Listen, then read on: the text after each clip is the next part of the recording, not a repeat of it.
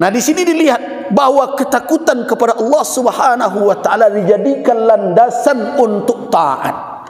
Nah, itu makanya ulama katakan 3 dasar tadi. Apa itu?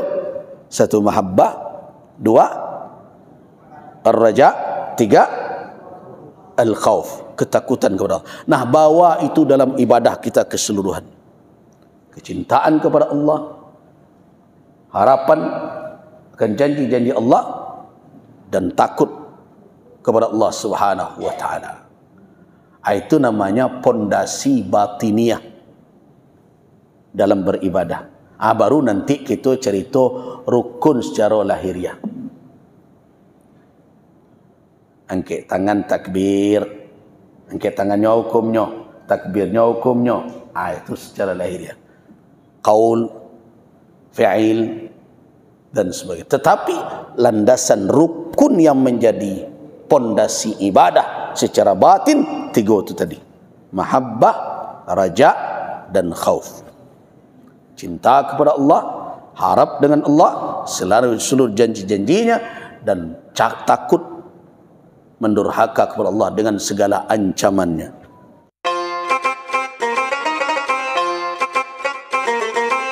Barakatuh.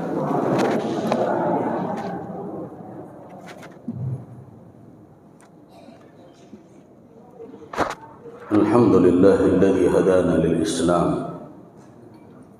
wa faddalana 'ala jami'il anam. Ashhadu an la ilaha illallah ar-rabbud dayyan wa ashhadu anna Muhammadan 'abduhu wa rasuluh wa huwa khatamul anbiya'i wal mursalin wa khairul khitam. Allahumma salli wa sallim ala 'abdika wa rasulika wa habibika Muhammadin wa ala alihi wa ashabihi atamma as-salati was-salam, amma ba'du. Ibadallah, mengawali kajian kita pada siang hari ini, mari kita renungkan firman Allah Subhanahu wa taala dalam surat Al-Baqarah ayat 165.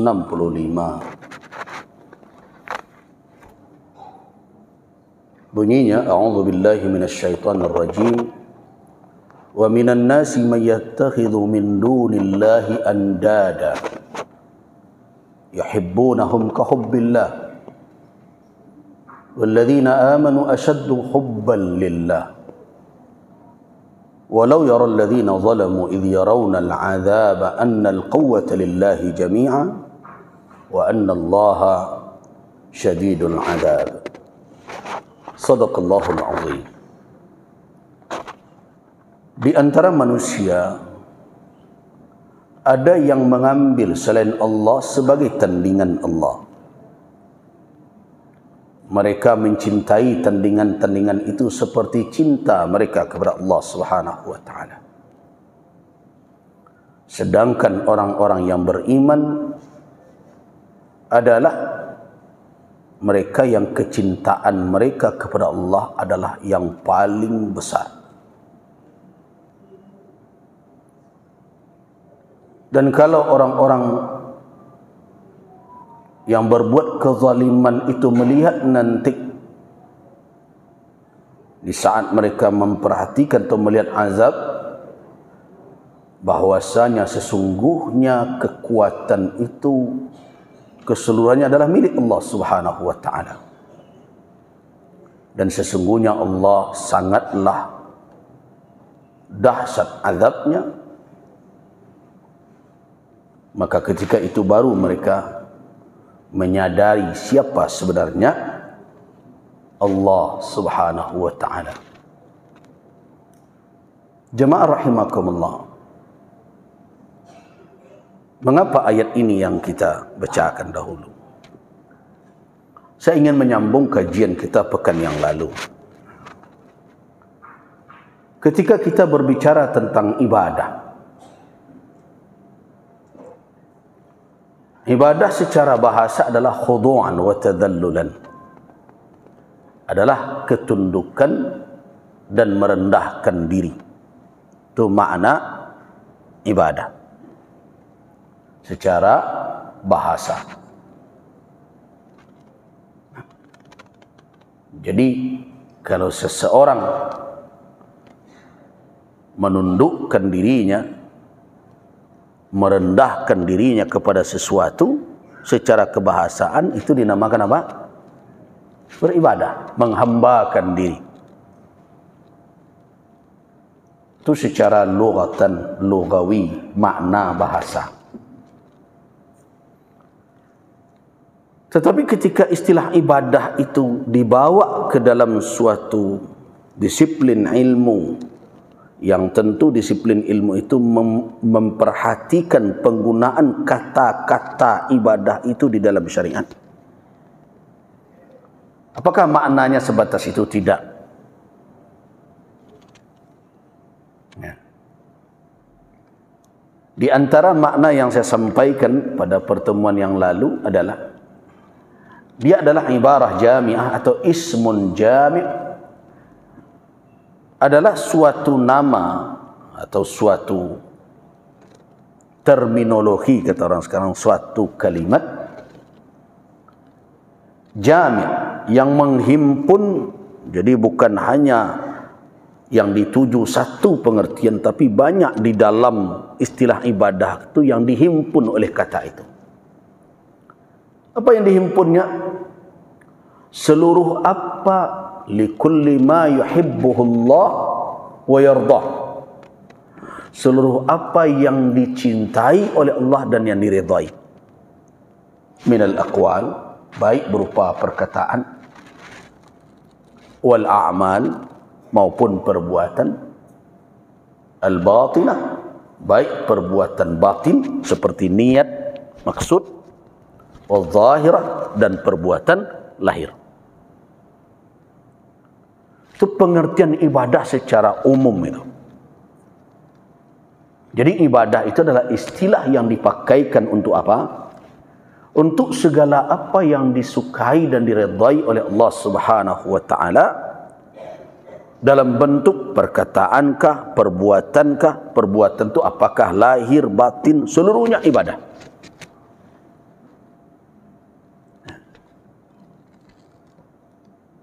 Itu ibadah dalam pengertian umum. Dan nanti ada lagi ibadah dalam pengertian khusus atau ibadah khasah, yang datang syariat secara khusus dengan kaifiatnya, dan tidak ada hak dari selain syariat, selain yang punya syariat itu Allah, untuk menetapkan kaifiat-kaifiat itu. Salat, siam, itu khusus. Tapi ada ibadah-ibadah umum, selama itu dicintai oleh Allah Subhanahu wa taala, diridainya, itu masuk dalam kategori ibadah. Makanya di dalam hadis yang diriwayatkan oleh Al-Imam Muslim dari Abi Dzar Al-Ghifari radhiyallahu anhu, sekelompok orang, kata Abu Dzar, berkata kepada Rasulullah, "Ya Rasulullah, dhahaba ahlud duthuri bil ujur." Orang-orang yang punya kekayaan berlimpah, orang-orang kaya, telah menghabiskan seluruh imbalan dan pahala. Mereka bawa itu, mereka dapat pahala orang-orang yang beruang itu, bukan beruang ya. Ya, yang beruang itu sudah meraup pahala sebanyak-banyaknya. Adzhaba ahlud dusuri bil ujur. Yusallun, mereka salat kama nusalli, sebagaimana kami salat. Dalam urusan itu mereka dapat, kami dapat, mereka dapat. Wa yasumun kama nasum, mereka puasa sebagaimana kami berpuasa. Cuma persoalannya tiba bersedekah,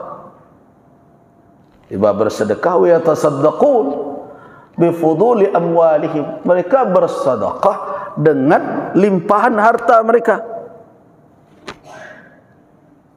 Nah, ini yang dikatakan dhahaba al-dusur bil ujur.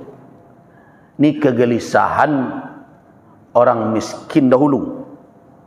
Orang miskin dahulu begitu gelisahnya.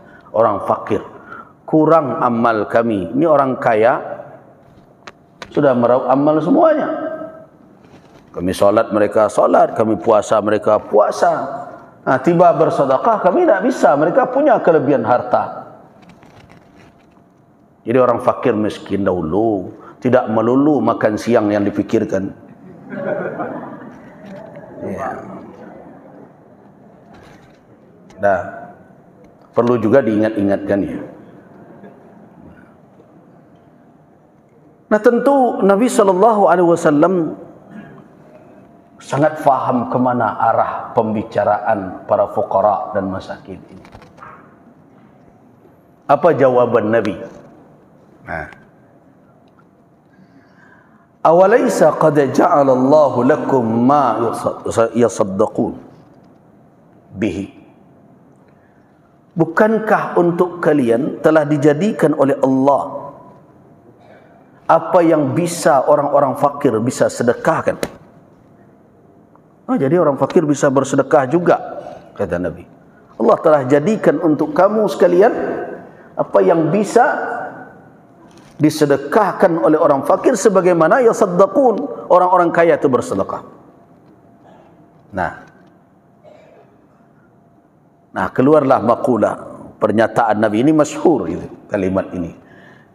Inna bi kulli tasbihatin sadaqah. Sesungguhnya setiap tasbih itu sedekah. Wa kulli takbiratin sadaqah. Setiap takbir itu sedekah. Wa kulli tahmidatin sadaqah. Setiap tahmid itu sedekah. Wa kulli tahlilatin sadaqah. Setiap tahlil itu sedekah. Wa amri bil ma'rufi sadaqah. Amar ma'ruf sadaqah. Wa nahi anil munkari sadaqah. Nahi munkar itu sadaqah. Bahkan wa fi bid'i ahadikum sadaqah, bahkan ada pada bagian anggota tubuh kamu, faraj kamu itu bisa bersedekah juga itu. Mendengar itu, apa kata yang bertanya? Ya Rasulullah, ayati ahaduna syahwatahu wa yakun lahu afiha ajr? Ya Rasulullah, kalau seseorang melepaskan syahwatnya dapat pahala ke juga ke dia? Bukan syahwat nan dilapin, bisa dapat pahala loh. Ya, itu pertanyaannya. Bagaimana Nabi menjawab? Kata Nabi, ara'aitum law wada'aha fi haramin akana alaihi wizr? Menurut kamu sekalian, kalau dia pakai untuk yang haram dapat dosa enggak dia? Fakadzalika, maka demikian pula lah idza wada'aha fil halal, kalau dia pergunakan untuk yang halal, kana lahu ajr, dapat pahala juga. Ada riwayat lain mengatakan, ya Rasulullah, yang kemarin itu sudah diamalkan pula oleh orang kaya. Riwayat lain begitu. Tadanga lo cerita ko orang kaya nyo kerajuan lo, tu balabih lo lai. Akhirnya akhirat Nabi, dzaka fadlullah yu'tihi man yasha, itu karunia Allah dia berikan kepada orang yang dikehendakinya. Artinya apa? Ibadah ini umum sifatnya. Nah, bahkan infak atau nafkah yang diberikan oleh seseorang, kalau itu ada di dalam konsep tadi, dicintai oleh Allah, diridai oleh Allah, itu menjadi sedekah untuknya. sesuap nasi yang diberikan oleh suami ke mulut istrinya, kan tanggung jawab dia tu. Itu menjadi sedekah, menjadi nafkah untuk dia, infak itu. Itu yang dikatakan oleh Nabi sallallahu alaihi wasallam di dalam hadis riwayat Imam Al-Bukhari dan Imam Muslim dalam potongan hadis Sa'ad bin Abi Waqqas, innaka lan tunfiqa nafaqatan tabtaghi biha wajha Allah, sesungguhnya engkau tiada menginfakkan satu nafkah pun dengan catatan engkau harapkan keridaan Allah Subhanahu wa taala dengan itu, illa uthibta alaiha, melainkan engkau diberikan pahala atas amal engkau itu. Hatta bahkan sampai al-luqmatu taj'aluha, sesuap yang engkau berikan, engkau jadikan fi imra'atik, engkau suapkan ke mulut istrimu, dapat pahala juga itu. Jadi rajin-rajin salah suap-suan.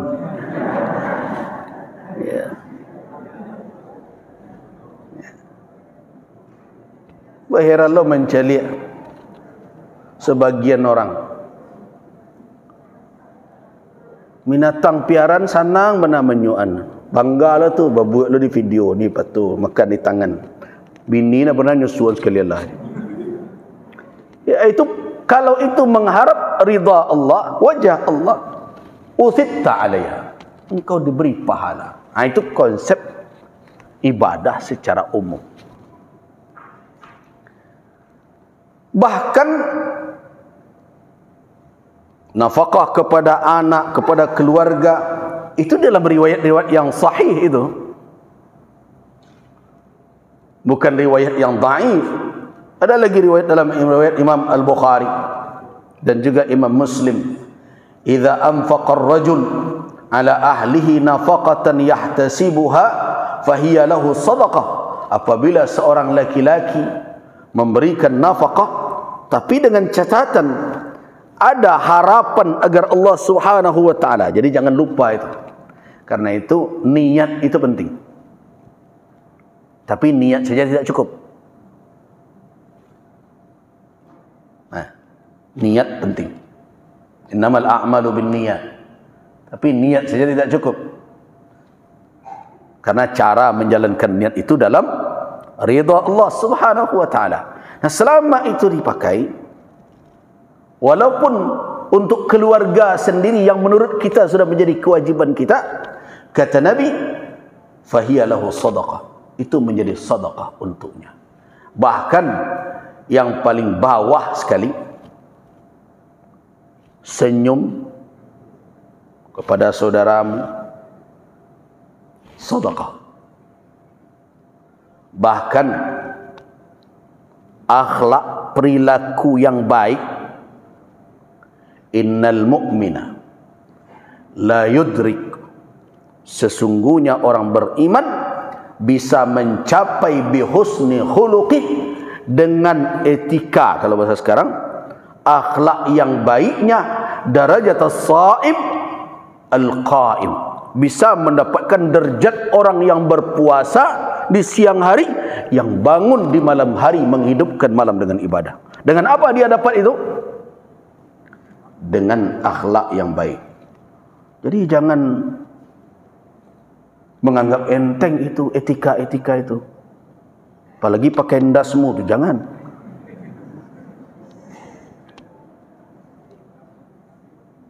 Dengan akhlak yang baik orang bisa mencapai derajat orang yang siam dan qiyam. Siangnya dia berpuasa, malamnya dia melakukan bangun beribadah. Nah, bisa dicapai derajat orang yang beramal seperti itu dengan apa? Husnul khuluq, dengan perilaku yang baik, akhlak yang baik. Jadi melecehkan akhlak itu melecehkan Islam. Karena inti ajaran Islam itu adalah akhlak. Makanya Nabi SAW mengatakan, nama bu'istu, saya diutus liutammima makarimal akhlak, dalam riwayat Al-Muwatta karangan Imam Malik bin Anas.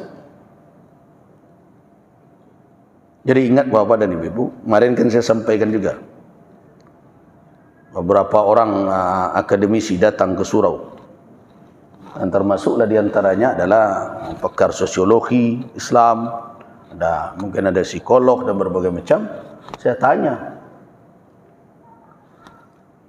kalau hutan digundul sekian ribu hektar, kemudian kita tanya ke pakarnya, Anda bisa hijaukan ini berapa tahun? Mereka akan jawab, kalau dimulai sekarang dengan cara begini teknisnya, ini dengan sistem reboisasi, ini akan kembali hijau dalam sekian tahun. Itu bisa itu. Jadi memperbaiki kerusakan materi itu mudah mengukurnya. Kalau Bapak dan Ibu coba semua, ada dinding yang retak dipanggil tukang, tolong pelok ke Pak tukang, berhari selesai, 3 hari selesai kebuk. Itu fisik. Tapi kalau nilai yang dirusak, nah itu yang saya ingatkan kepada masyarakat di negeri ini, jangan pandang enteng ini. Kalau nilai yang dirusak, ya, digeser orang perilaku kita dari yang baik kepada yang buruk, cara pandang kita terhadap sesuatu, dicucinya otak oleh orang, itu memperbaikinya tidak bisa prediksi seperti itu. Entahlah kalau saya setahun, entah 2 tahun, dan bisa kadang menunggu generasi bertukar. Kau bayangkan, loss 1 generasi.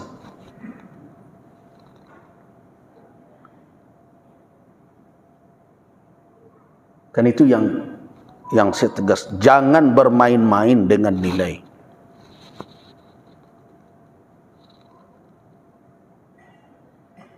Ingat masyarakat jahiliyah. Masyarakat jahiliyah itu dahulu mewarisi agama yang diwariskan oleh Nabi Ibrahim dan Nabi Ismail alaihissalam. Mewarisi. Nah, tapi ketika nilai yang mereka warisi itu dirombak oleh tokoh mereka, Amr bin Lu'ay namanya, apa yang terjadi? Seorang nabi pun diutus membutuhkan puluhan tahun. Ini nabi ini ya. Jangan dikatakan orang-orang Makkah itu tidak beragama. Mereka punya Ka'bah, mereka punya ritual pelaksanaan ibadah haji yang mereka jalankan semenjak Nabi Ibrahim. Kabilah-kabilah Arab datang ke Makkah itu untuk bertawaf, tapi digeser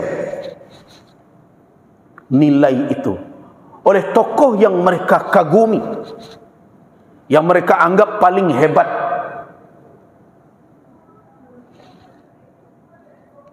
Amr bin Lu'ay. Apa yang terjadi? Bergeserlah nilai yang diwariskan oleh Nabi Ibrahim. Bahkan sampai keibadah mereka pun dirubah. Berpuluh tahun, mungkin beratus tahun. Diutus seorang nabi penutup seluruh nabi untuk memperbaiki ini. Bisa tidak dalam setahun Nabi memperbaikinya? Ini Nabi ya. Tidak ada lagi Nabi setelah Nabi Muhammad SAW. Tidak ada lagi Rasul. Kalau urusan menjalankan dakwah kita ini mungkin ibarat kanak-kanak baru pandai berjalan. Tidak ada bandingan. Tidak ada. Kalau dibandingkan dengan Rasulullah, tidak bisa sama sekali dibandingkan. Nah, seorang Nabi dan Rasul diutus untuk memperbaiki nilai akhlak tadi, ukuran-ukuran kehidupan. Lihat reaksi mereka. mereka buru, mereka kejar, bahkan mereka mau bunuh. Karena itu saya pesankan terus, jangan pandang enteng nilai. Makanya namuh awak dicuci isi kepala awak orang. Nah, jadi dengan akhlak yang baik itu kita menjadi mulia dan bahkan kita mendapatkan derajat yang diperoleh oleh orang yang menjalankan ibadah khusus. Tentu bukan berarti kita tidak melakukan itu, tetapi ternyata banyak jalan mendapatkan kemuliaan di sisi Allah Subhanahu wa taala. Nah, itu ibadah dalam pengertian umum. Sedangkan ibadah dalam pengertian khusus adalah seluruh apa yang yutaqarrab, yang dijadikan sebagai wasilah untuk mendekatkan diri kepada Allah Subhanahu wa taala, yang diberikan oleh Allah petunjuk kaifiat pelaksanaannya secara khusus, dan mayoritasnya adalah disyariatkan semata-mata untuk menghambakan diri. Dan banyak tidak tahu kita apa illat secara khusus, apa alasannya. Contoh, tidak usah pula dicari-cari subuh bakok 2, zuhur bakok 4. Tidak usah dicari-cari. Banyak dari masalah ibadah itu yang kita tidak tahu secara persis apa illat. Jadi kalau orang berbicara hikmah itu lain. Illat, alasan, hukum kenapanya tidak tahu. Kalau hikmah solat kita dapat lidzikri, tanha anil fahsya'i wal munkar. Tapi kenapa ada orang yang mengatakan itu kenapa tu 7 putaran tawaf? Oh, karena 7 lapis langit, 7 lapis bumi. Apa urusannya? Hubungannya tak nyambung. Tapi kadang sebagian orang kalau mengaji muda itu sananglah tu, tu nandak pek sebanyak kaji awak. Tak terdengar di pengajian lain. Itulah nak cari nandak terdengar di pengajian lain tu nak didengar. Nah, abang mangkuk rukun Islam 5, ya jari awak 5. Apa hubungannya jari awak rukun Islam? Nah, kalau kecil anak-anak muda tu ilmu cocok logi tu ya.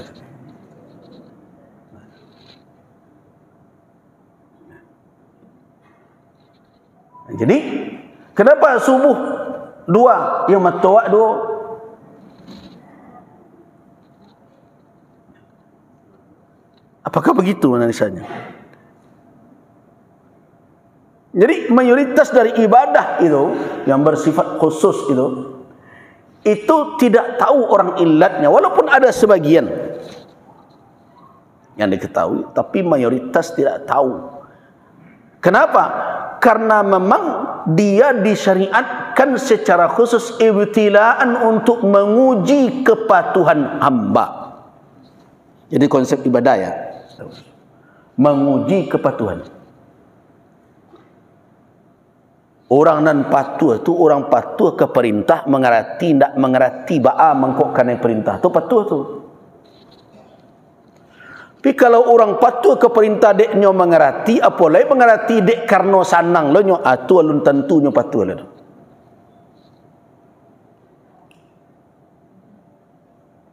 Jadi tidak perlu Allah tunjukkan alasan semua kenapa dia mensyariatkan ini 5. Mungkin ketika kita berbicara tentang Isra dan Mi'raj, yang 5 itu sama dengan 50 nilainya, iya. Tapi kenapa 5? Tak bisa dikaitkan dengan 5 jari, tak nyambung.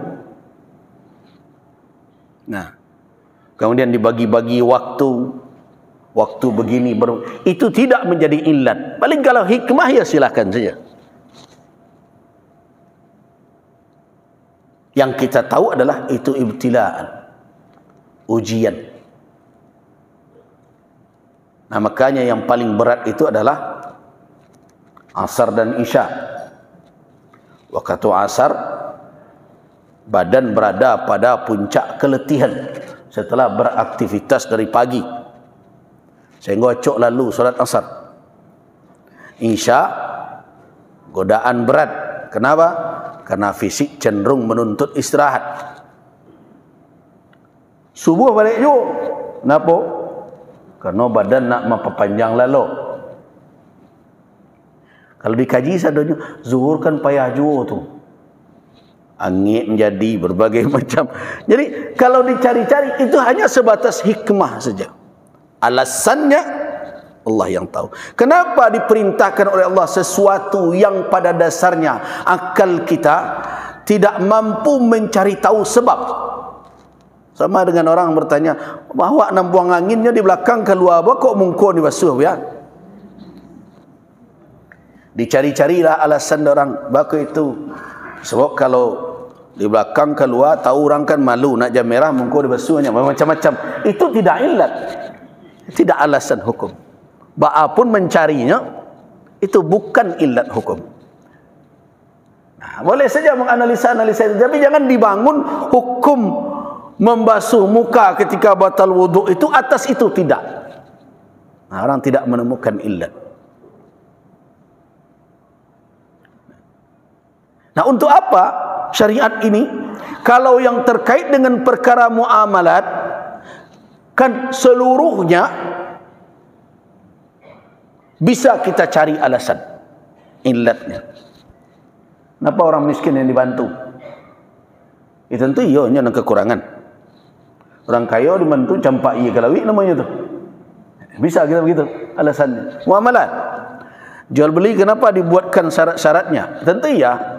Kan mesti saling reda. Reda tu kan tak tahu Pak. Reda tu ada dalam hati orang. Berapa banyak orang reda, sebenarnya tak reda. Nanda reda sebenarnya di dalam reda. Urusan reda urusan dalam diri. Bawa tahu sampai ke isi dada orang. Nah, karena itu dibuatlah alamat-alamat lainnya, tanda-tanda lain yang bisa dibaca. Tanda reda itu apa? Nah, nyo sampaikan nyo namuah membali, iko namuah menjual. Kemudian dia giannya piti dipatukannya barang. Nah, itu alamat-alamat lahir itu. Kenapa ada syariat seperti itu? Karena ada alasannya, ridha tidak diketahui oleh orang karena dia tersimpan di dalam dada. Sedangkan konsep yang dibuat di dalam akad berbagai macam itu menunjukkan keridhaan. Itu ada alasannya tuh. Bisa awak cari tahu itu. Ada ilatnya. Nah, kenapa di dalam pernikahan misalnya harus ada ijab kabul? Yaitu menunjukkan keridhaan juga. Kenapa bapak yang menjadi wali? Ya karena siapa lagi orang yang di sekitar kita yang paling cemas dengan keberadaan kita, dengan kondisi kita, masa depan kita, selain orang yang berkeringat, bersusah payah siang malam untuk membesarkan kita dan menafkahi kita. Semuanya ada alasan. Tapi urusan ibadah, mayoritas ibadah itu ghairu ma'qulil makna, yang ibadah khusus tidak bisa kita cari secara pasti apa makna menurut nalar kita terbentur di situ.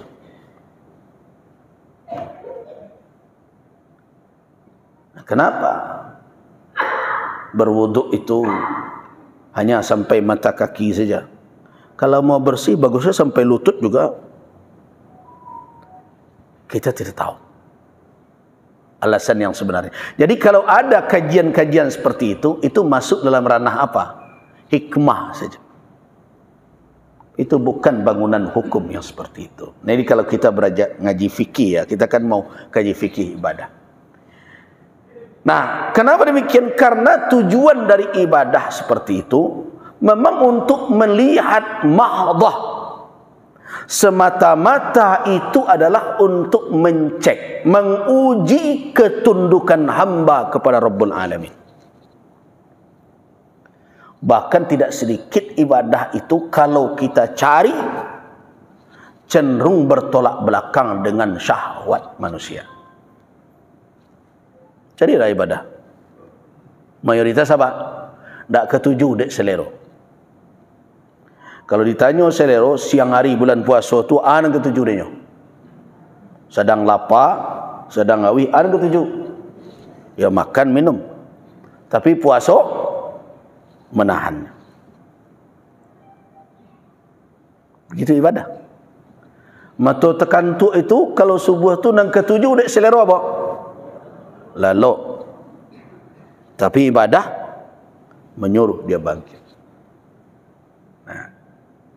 Jadi karena itu sulit mencari ibadah nang lama. Tetapi kenapa begitu? Itu untuk melihat Allah Subhanahu wa taala dengan mensyariatkan itu untuk apa?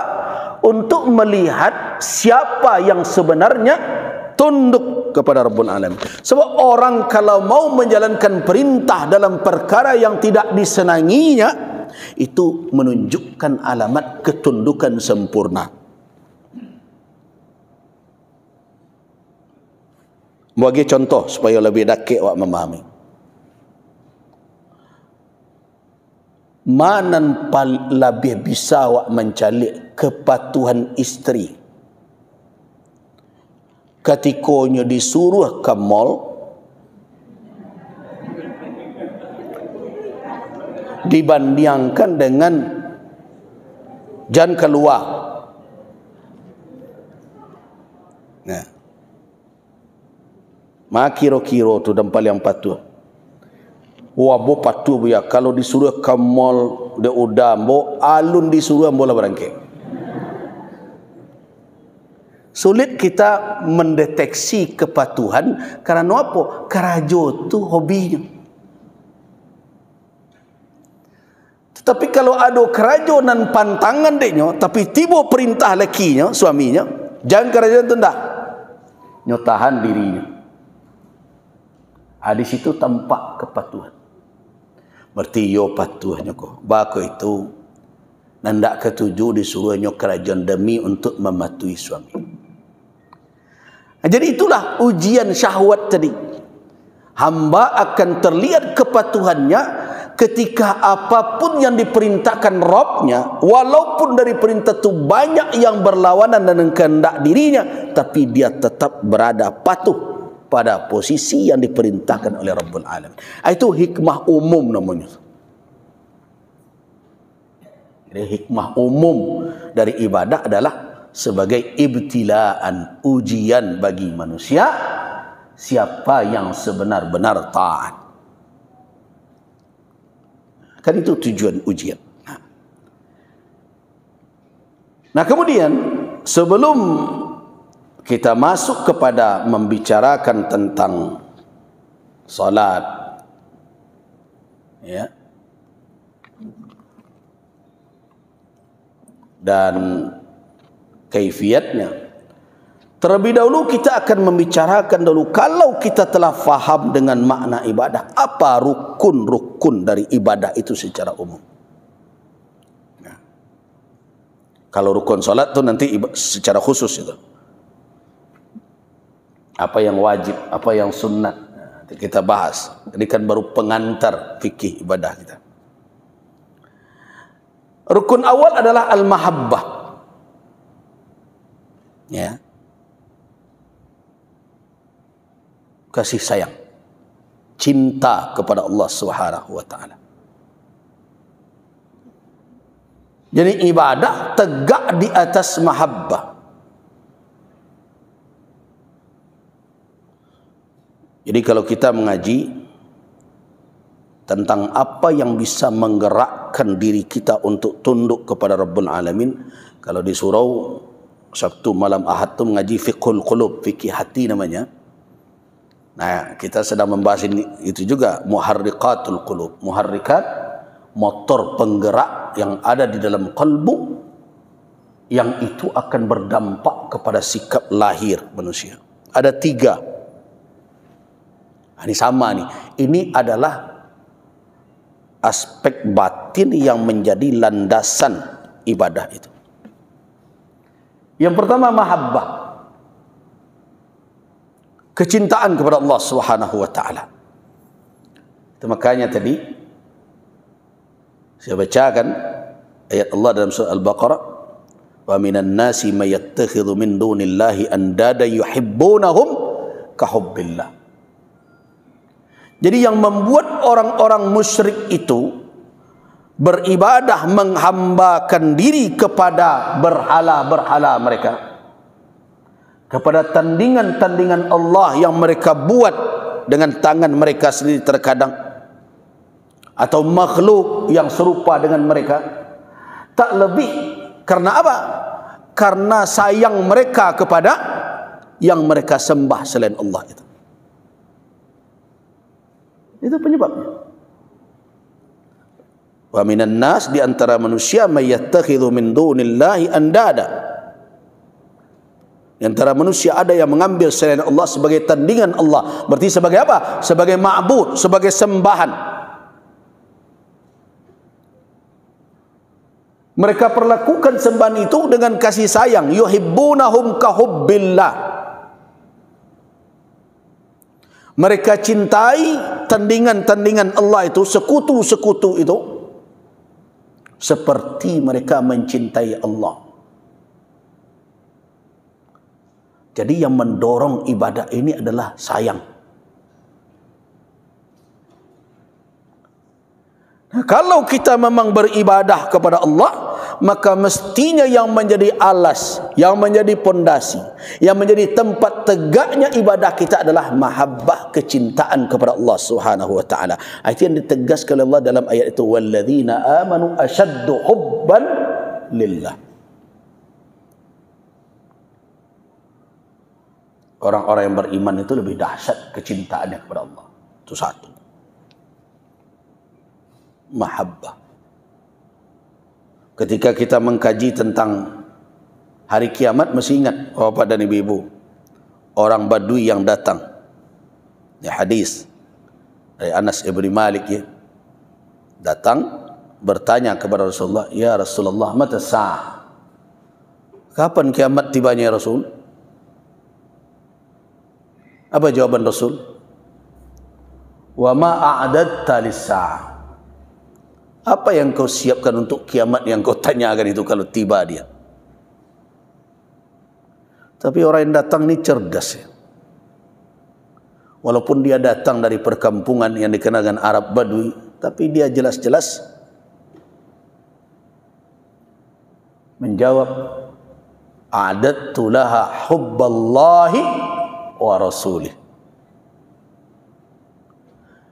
Aku siapkan untuk kiamat itu cintaku kepada Allah dan Rasulnya. Mendengar itu apa kata Nabi? Innaka ma'aman tuhib. Sesungguhnya engkau bersama dengan orang yang engkau cintai. Apa kata Anas ibn Malik? Nah. Kata Anas ibn Malik, ma farihna. Tidak pernah kami merasakan kegembiraan setelah Islam, ba'dal Islam, setelah masuk Islam, yang sehebat kegembiraan hari itu ketika mendengarkan Nabi mengatakan, innaka ma'aman tuhib. Sungguhnya engkau bersama orang yang engkau sayang. Makanya kata Anas, wa nahnu nuhibbullah wa rasulah. Kami sayang kepada Allah, kami sayang kepada Rasul, dan kami sayang kepada Abu Bakar, dan kami sayang kepada Umar, dan kami ingin bersama mereka walaupun kami tidak mampu beramal seperti amalan mereka. Senang gitu. Jadi karena itu ibadah tegak di atas rukun mahabbah, kecintaan kepada Allah. Nah, kecintaan kepada Allah ini mengikis banyak sikap yang tidak benar. Hubbud dunia hilang, hubbur riasah, hubbud cinta pangkat jabatan hilang. Kalau memang benar hadir itu cintaan kepada Allah. Nah, itu rukun yang pertama. Rukun yang kedua ar-raja. Ar-raja, pengharapan.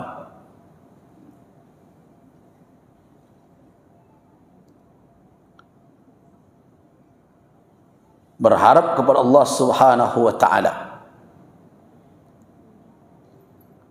Karena orang yang putus asa dari rahmat Allah bukanlah seorang hamba. Bukanlah hamba Allah. Ingat, kedudukan sebagai hamba Allah itu kedudukan yang paling mulia. Karena itu kata Nabi, ya, ketika para sahabat menyanjung-nyanjung beliau, apa kata Nabi? La tutruni, jangan kalian sanjung-sanjung saya kama atratin nasara, sebagaimana orang Nasrani menyanjung-nyanjung Isa bin Maryam. Innama ana Abdullah wa rasuluh. Nah, ingat, sesungguhnya saya ini hanyalah hamba Allah dan Rasul. Karena itu panggilan yang paling disenangi oleh Rasulullah apa? Abdullah wa Rasul, hamba Allah. Nah, seorang hamba tidak boleh kehilangan harapan dengan tuannya. Itu tanda thiqah, kepercayaannya.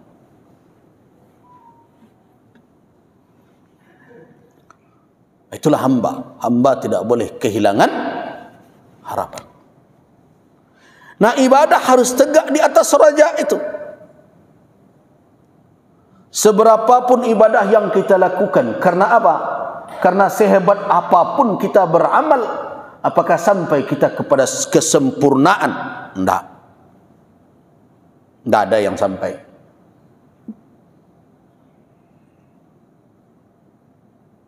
Kalau kita evaluasi ibadah kita, tidak ada yang sampai kepada kesempurnaan. Ada saja cacat yang hinggap padanya. Itulah sifat manusia. Manusia tempat berlabuhnya salah dan khilaf, salah dan alpa. Ya, al-insan, ada ungkapan mengatakan begitu. Al-insan mahallul khata' wan nisyan. Manusia tempat berlabuhnya ketersalahan dan kealpaan. Hadis Nabi mengatakan kullu bani Adam la khata'. Setiap atau seluruh anak Adam itu pasti tersalah.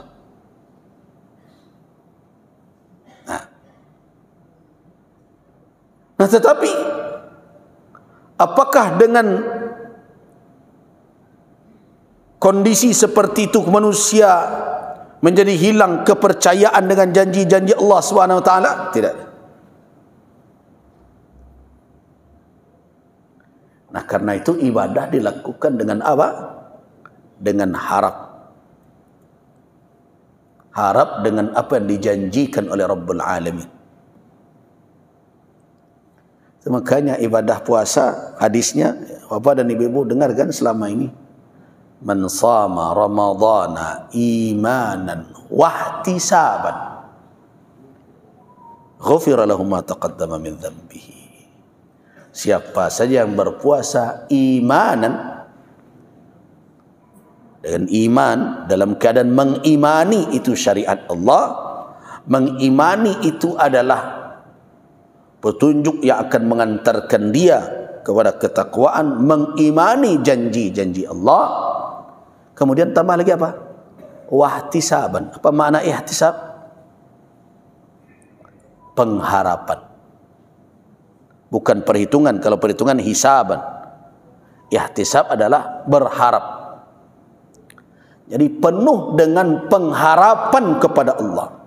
Ini ibadah tegak di atas rukun yang kedua, namanya ar-raja, harap. Nah,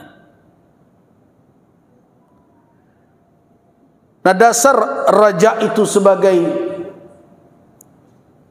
rukun dari ibadah secara umum adalah firman Allah Subhanahu wa taala dalam suratul Anbiya ayat ke-90. Innahum kanu yusari'una fil khairat wa yad'unana raghban wa rahba. Raghban wa rahba. Raghban, Dalam ayat lain ada wa idza faraghta fansab wa ila rabbika farghab. Jadi jangan tegak beribadah. Wak karajon urusan balik nak balik urusan Tuhan. Nah. Tidak begitu sikap. Ya solat la iyalah wa alai solat nak naik. Ya wak karajon lang karajon urusan balik membalik urusan Tuhan tak satuan. Tidak begitu. Seorang yang beribadah harap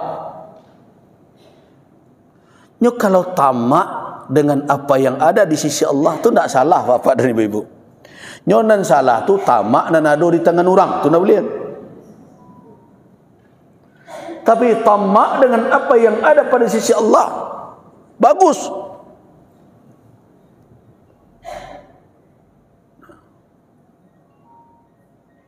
Kejarlah sebanyak-banyaknya, jangkaulah sebanyak-banyaknya apa yang ada di sisi Allah. Kenapa? Karena khazain Allah, karena perbendaharaan yang ada di sisi Allah itu dan tidak pernah habis. Kalau dijanji dikecilkan oleh Allah Subhanahu wa taala di dalam hadis qudsi ya. Kalau seandainya jin dan manusia setiap mereka itu meminta, mengajukan permohonannya, wa ataitu likulli wahidin mas'alatah, aku berikan setiap orang yang meminta itu permintaannya, mana qasa dzalik, tidak akan mengurangi itu. Jadi setiap awak tagak awak minta dikabulkan Allah sadonyo, jin dan manusia. Mulai dari ado dunia aku tekambang, hadir anak cucu Adam sampai hari kiamat, berapa jumlahnya entahlah atau berapa banyaknya. Semua meminta sadonyo dikabulkan oleh Allah permintaan tadi. Tak kabar kurang sekali Allah jo kekuasaanku kata Allah. Sama buat memasukkan jarum ke dalam lawi. Mekhiyat nak tahu beko cuba sudah ngaji yo. Mbek pentul ibu-ibu tua tujuan dalam jauh ini. Tuang kek cia. Abara ye nya tabawa kiro-kiro. Atau preso le kolah kabar kurang ye lawi dia nyata. Begitu umpamanya tu.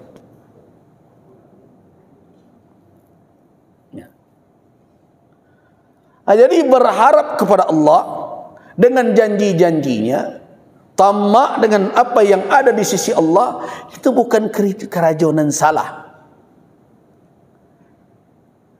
Tak perlu pula diperhadapkan dengan makulah pernyataan dari kalangan mutasawwifin, ahli tasawuf sebagian seperti Rabah al-Adawiyah pernah berkata, kadang-kadang orang kan tidak memahami maksud dari Rabah itu apa. Raba'ah itu sebenarnya bukan berarti melarang orang berharap dengan surga, takut dengan neraka. Tidak begitu maksudnya. Tetapi adalah meningkatkan kualitas ibadahnya agar yang dia tuju lebih dari itu. Itu mahabbahnya tadi. Nah, di dalam kajian kita mahabbah itu malah pondasi awal. Akan ada dikisahkan. Tapi itu tidak dalil. Kenapa? Karena perkataan seseorang setelah Nabi di dalam kajian hukum Islam, siapa yang bisa menjadi dalil lagi? Sahabat. Lebih dari sahabat, turun generasi tabi'in, itu kalimatnya tidak menjadi hujjah lagi. Tidak menjadi dalil. Nah, itu dalil syarak itu, Al-Quran, Sunnah, Ijma', Qiyas, kemudian istislah, istihsan, dan saddud dzari'ah, kemudian sar'u man qablana, kemudian berikutnya uruf, kemudian berikutnya istishab. Nah, kemudian apa lagi?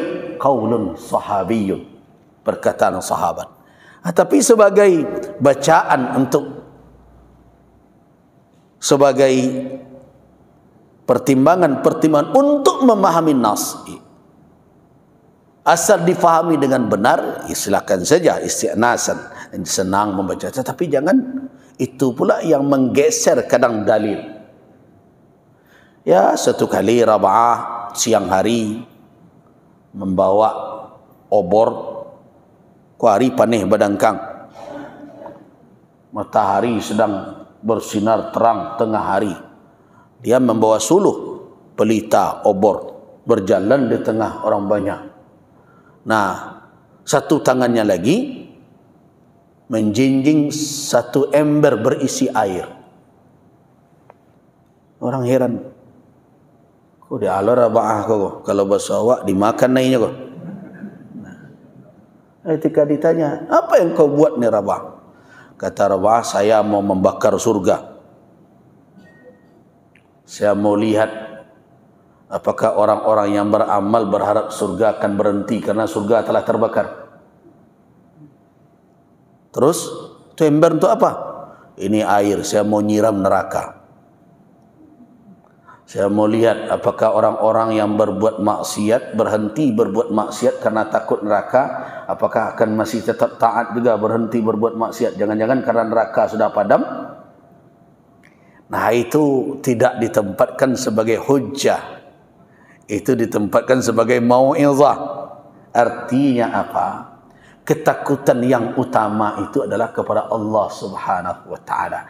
Jadi harap kepada surga, harap kepada surga, takut kepada neraka itu buah dari mahabbah tadi. Jadi bukan hal yang bertentangan. Jadi tidak benar juga kalau ada orang mengatakan kualitas ibadah akan menurun kalau kita berharap pahala, berharap imbalan. Tidak tepat. Nabi saja ketika ditawarkan, mana yang engkau pilih Muhammad, engkau silakan, engkau berada di dunia ini kekal sampai hari kiamat tiba, mendapatkan seluruh kemegahannya, zahratud dunia, engkau miliki, engkau jadi penguasa, atau yang engkau pilih yang mana? Apakah yang ada di sisi Tuhanmu? Nabi saja memilih. Biarlah saya pilih yang di sisi Allah. Ma inda Rabbi. Jadi kalau seandainya berharap dengan imbalan itu dianggap suatu kekeliruan, untuk hadis sebanyak itu, Quran sebanyak itu menjelaskan jannatin tajri min tahtihal anhar.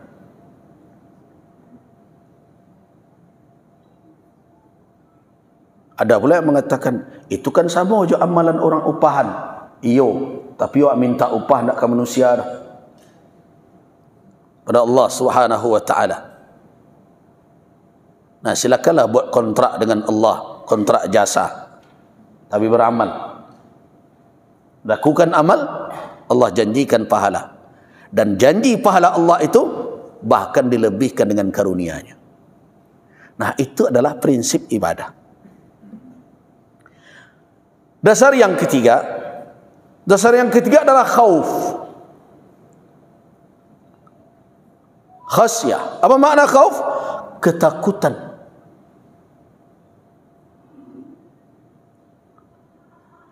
Beramal didorong oleh rasa takut kepada Allah. Makna takut kepada Allah apa? Takut dengan segala amarahnya, dengan segala apa yang telah dia sampaikan sebagai akibat bagi orang-orang yang durhaka kepadanya. Ketakutan itu perlu hadir.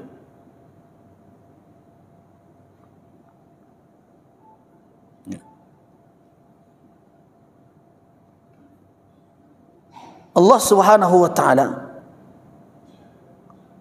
pernah menegur Rasulnya Muhammad sallallahu alaihi wasallam. Dalam kasus apa? Kasus Zaid bin Harisah. Ada pada kasus Ibnu Ummi Maktum, tapi ada pada kasus Zaid. Zaid bin Harisah itu kan anak angkat Nabi pada mulanya. Tapi kemudian anak angkat dibatalkan. Nah, salah satu bentuk pembatalannya menunjukkan bahwa anak angkat itu tidak sama dengan anak kandung. Tak boleh disama-samakan. Karena memang tidak sama. Dalam surah Al-Ahzab, makanya Allah perintahkan ud'uhum li abaihim. Panggil mereka kembali dengan nama bapa mereka. Jangan digelap-gelapkan nasabnya, haram hukumnya. Orang yang bernasab tidak kepada bapaknya terlaknat di sisi Allah Subhanahu wa taala. Itu perbuatan yang tidak diridhai. Nah, salah satu bentuk cara pembatalan itu adalah menunjukkan kepada umat bahwa istri dari anak angkat tidak sama statusnya dengan istri anak kandung. Salah satu. Tidak sama. Kalau istri dari anak kandung tidak halal selamanya, walaupun bercerai dengan anak.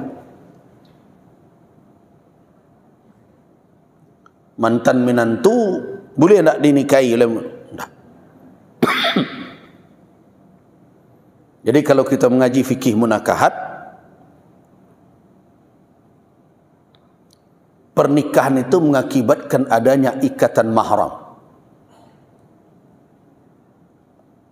Kalau jo istri awak tak mahram. Kalau mahram tu tak boleh nikah. Orang kadang-kadang kan begitu sebut. Oh, awak mahram awak, istri awak tak mahram, itu istri namanya. Hubungan itu ada hubungan karena nasab, kerabat, nasab dan rahim. Ada hubungan iparbisan. Kalau bahasa kita itu dilahirkan karena apa? Karena zawat, karena pernikahan. Tetapi pernikahan itu melahirkan mahram. Mahram dengan siapa? Ada dua kategori mahramnya. Yang pertama mahram mu'abbad, mahram abadi selamanya. Itu dengan mertua. Begitu juga dengan anak tiri, dengan catatan bergaul dengan ibunya. Tapi kalau tidak sempat bergaul, sudah nikah pas pulang kecelakaan, tidak sempat bergaul, meninggal istri tadi. Nyuajuan anak tiri tadi, dia mah tidak dua boselang gantian, boleh kan? Boleh, dengan syarat tidak bergaul. Tapi kalau sudah bergaul, dakhaltum bihinna, haram selamanya, mu'abbad. Diboleh, catatannya dukhul. Dia sudah nikah di KUA, lu sempat dia beralik, lu tamu, lu manga-manga, lu malang ya. Sakijok mato terjadi, akhirnya meninggal. Tu dia ibu mencelik calon napak tirinya, agak cik anaknya ju awak salah. Ya, boleh tak? Boleh. Tapi kalau sudah bergaul, tidak. Itu dampak dari pernikahan. Tapi itu sebaliknya, kalau dengan anak nikah dengan seorang wanita, dia punya ibu, belum bergaul pun dengan anaknya, baru sebatas akad, haram ibunya selamanya. Ini sebenarnya mantan mertua itu tidak ada kalimatnya itu. Mantan istri ada, tapi yang mertua setelah terjadi akad walaupun tidak sempat bergaul. Jadi tidak bisa tadi dah. Oh, ibu lai muda je ganti je pun tidak bisa. Tadi kan sudah akad. Nah, itu bedanya. Nah, jadi akibat pernikahan itu ada dampak mahram abadi. Salah satu itu dengan mertua, dengan anak. Tapi ada mahram sementara muakkad. Siapa? Dengan eteknya, dengan saudara perempuannya. Itu makanya di Minang orang menyebut ganti lapik. Halal selama tidak lagi dengan wanita itu. Tapi menggabungkannya dalam satu rumah tangga, haram hukumnya. Dalam satu rumah tangga sama-sama dipakai tidak bisa. Tidak bisa mentang kedua yo ketujuh, adik yo kakak yo tidak bisa. Tapi kalau tidak ada lagi saudaranya, adiknya pengen dengan kakaknya, ya silakan, selama dia tidak bersuami berbagai macam, silakan gantikan. Itu namanya mahramnya muakkad, sementara istri tadi masih berada di tangan suami tersebut.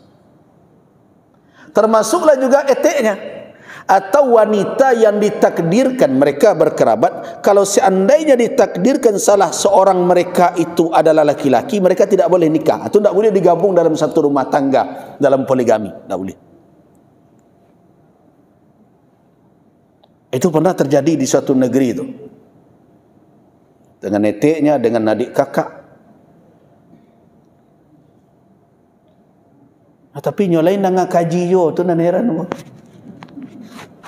Kok bisa ya gitu ya?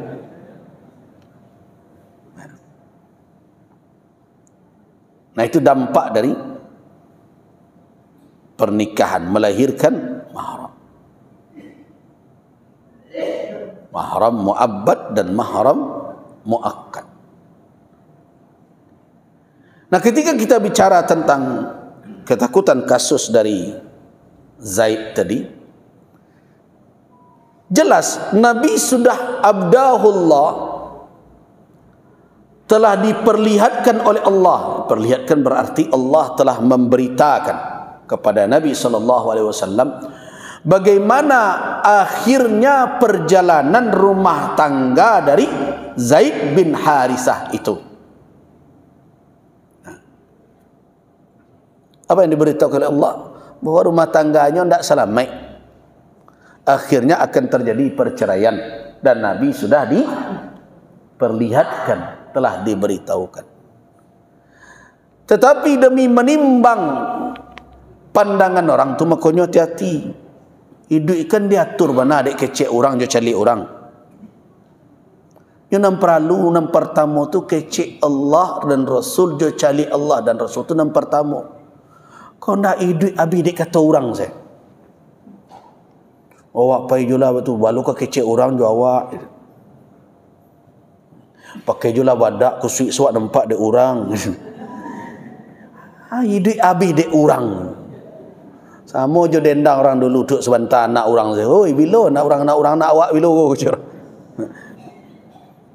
Nama model itu tu. Nah, Nabi SAW diingatkan oleh Allah ke dalam ayat itu, dalam surah Al-Ahzab ayat 37 itu kan jelas. Wa ittaqul, dan ketika engkau berkata lilladzi an'ama Allahu alaih, kepada orang yang telah dicurahkan nikmat oleh Allah, wa an'amta alaih, dan engkau telah banyak pula memberi kenikmatan kepada dia, amsik alaika zaujak, pertahankan istrimu. Itu kecek Nabi kepada Zaid di dalam kisruh rumah tangga Zaid.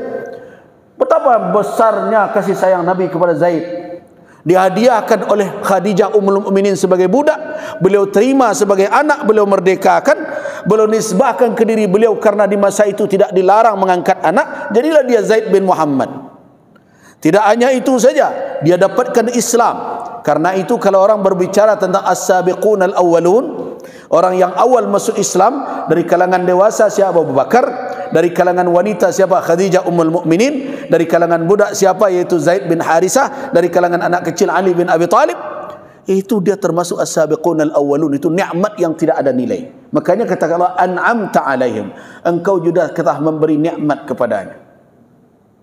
Dan tidak sampai di situ saja, dinikahkan dengan wanita yang secara strata di masa jahiliyah. Masa jahiliyah itu kan kasta berjalan.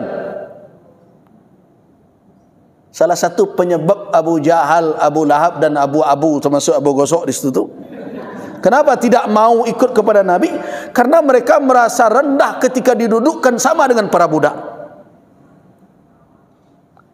Nah, tetapi Zaid bin Harisah dinikahkan seorang wanita terhormat, cantik dari kalangan terpandang, anak bibi beliau sendiri, anak bibi Rasul, Zainab binti Jahsh.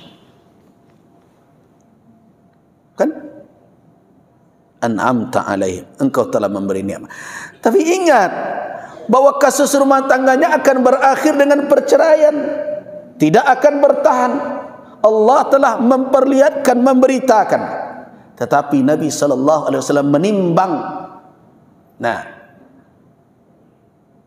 engkau katakan kepada Zaid bin Harisah, amsik alaika zaujak, pertahankanlah istrimu, wattaqillah, bertakwalah kepada Allah, namun ketika itu wa tukhfi fi nafsika, engkau sembunyikan di dalam dirimu, di dalam dadamu, mallahu mubdi, apa yang telah diperlihatkan oleh Allah kepadamu.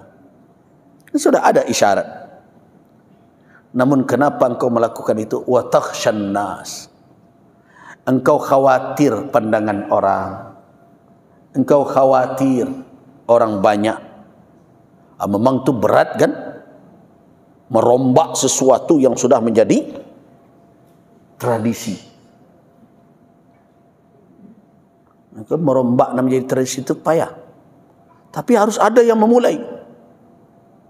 Makanya mbak setuju rombak tradisi beralik jantuk sebentar bawa organnya.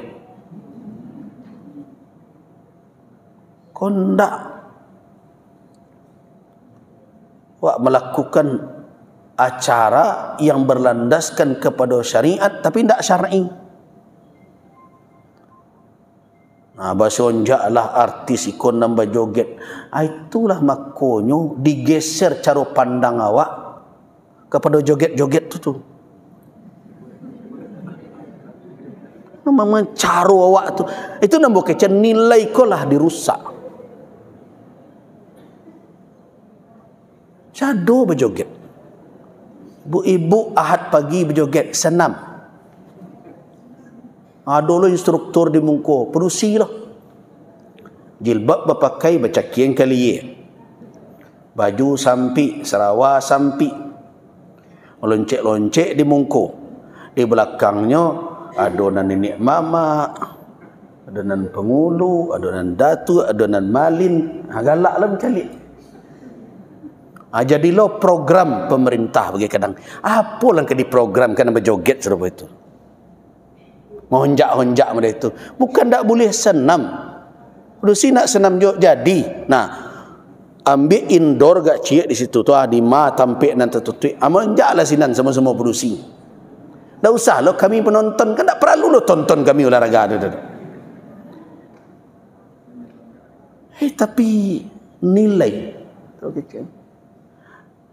Tahu Bapak dan Ibu, bara lama orang merubah nilai itu tu. Dari sumbang dua balik menjadi sumbang tak jaleh. Ya kan? Dahulu sumbang dua balik. Sumbang tagak, sumbang berjalan, sumbang duduk, sumbang mengecek. Dah gitu dulu. Dari sumbang dua balik tu kini tak jaleh mana sumbang le tu. Bara lama kira-kira tu. Nah, ketika lah serupa ikut bara lama lo bisa membalikkan kanan jaleh sumbangnya ke balik kau. Lalu berhasil sampai kini le. Laba sorak awak sepanjang Sumatera Barat kuah. Bekolah cerita LGBT narkoba tu buah dari itu sadonya tu. Tu makanya mau tak respon mana lagi jo cerita LGBT narkoba. Kenapa? Karena itu ekses akibat dari hilangnya nilai. Hilang rasa malu. Tak hilang rasa malu dan membuat perzinaan gampang tengok sebentar. Terjadi pergaulan dan di luar batas. Apa penyebabnya? Malu. Dan orang tu hendak menanamkan malu tu lain. Itulah akibatnya.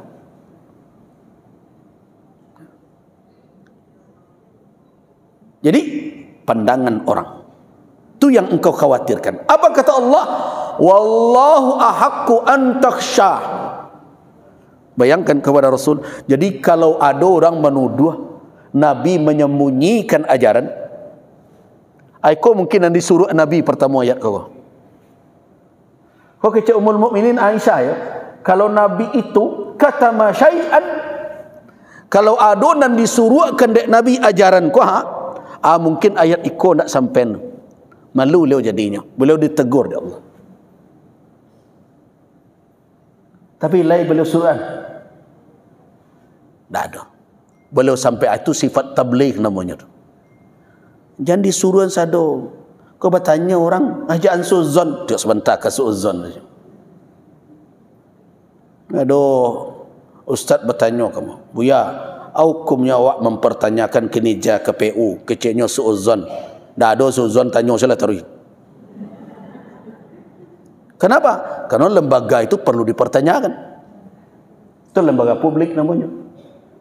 Jadi kalau si anak nak jadi pemimpin, kalau ditanya orang, jangan suuzon jawabnya. Jalehan. Bako iko kebijakan apa ko pak? Lain tak serupa iko suuzon awak. Ndak. Kalau mereka itu senang mana jadi pemerintah kau setiap orang tanya kena suuzon tadi. Ndak begitu caranya, itu memakai istilah agama namanya itu. Ndak begitu, itu ndak suuzon yang seperti itu. Lembaga yang mesti dipertanyakan kinerjanya. Apalagi basurih, basupasin, bajajak, baki. Lah ado nak kedituri orang wajar orang bertanya. Jawe elok-elok, jangan main suruh-suruhan.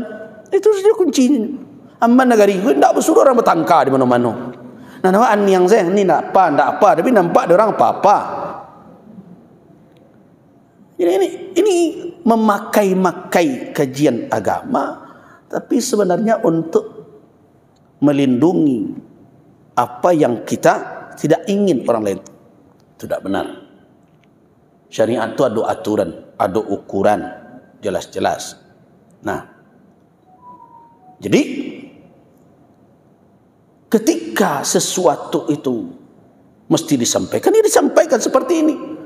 Ini kalau ayat ini kan teguran kepada Rasul, tapi beliau sampaikan. Tu makanya ombo sejak dulu ndak percaya ombo ada kaji dan sebinjek dan 2 binjek dan 3 binjek dan tengah malam tu menarimu. Dulu berterima juga, tapi ombo ndak percaya. Malu ada kaji sebinjek. Memangnya ada Nabi ketika tanya, anak kau ndak bisa tanya tengah malam kau. Nah. Baru dia agenda ada ndak tersuwak satu, jangan satu riwayat. Setengah riwayat saya tidak tersuwud. Bahawa Nabi ketika ditanya orang, engkau tanya tidak bisa kau orang banyak aku dan sebinjek kau boleh kain putih sekabuang kau malam, tidak ada. Tidak ada. Agama ini turun ala bayyinah, di atas bukti yang bisa dicalik. Kalau kecil orang Minang bergelanggang mata orang banyak bersuluh matahari. Itulah syariat, itulah agama. Oh, urusan rasul berbagai macam itu hak masing-masing. Si fulan dalam beribadah khususnya mendaliko, tapi tidak menjadi syariat bagi orang lain. Jangan dibuat lo cerita ikut lo lambo, siapa menjamin.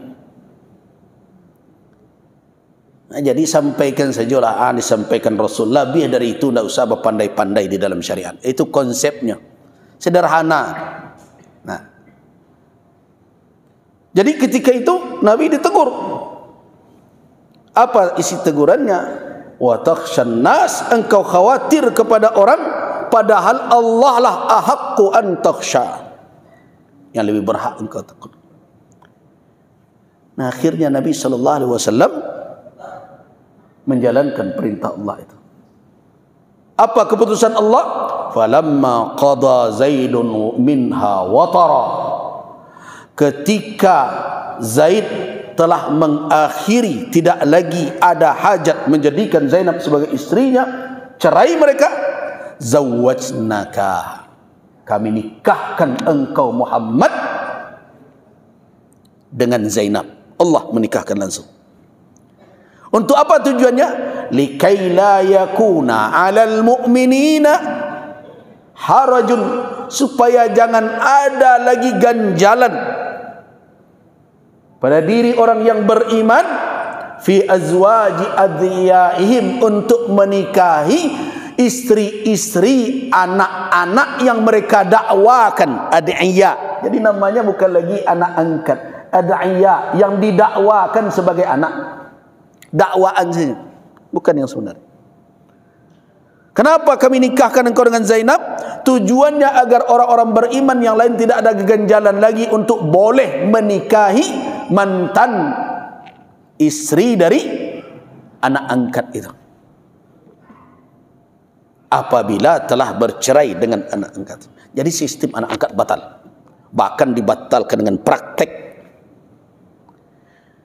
Nah, di sini dilihat bahwa ketakutan kepada Allah Subhanahu wa taala dijadikan landasan untuk taat. Nah, itu makanya ulama katakan 3 dasar tadi. Apa itu? 1 mahabbah, 2 ar-raja, 3 al-khauf, ketakutan kepada Allah. Nah, bawa itu dalam ibadah kita keseluruhan.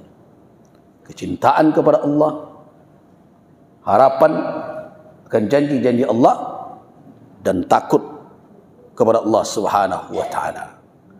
Itu namanya pondasi batiniah dalam beribadah. Baru nanti kita cerita rukun secara lahiriah. Angkat tangan takbir, angkat tangannya hukumnya, takbirnya hukumnya. Itu secara lahiriah.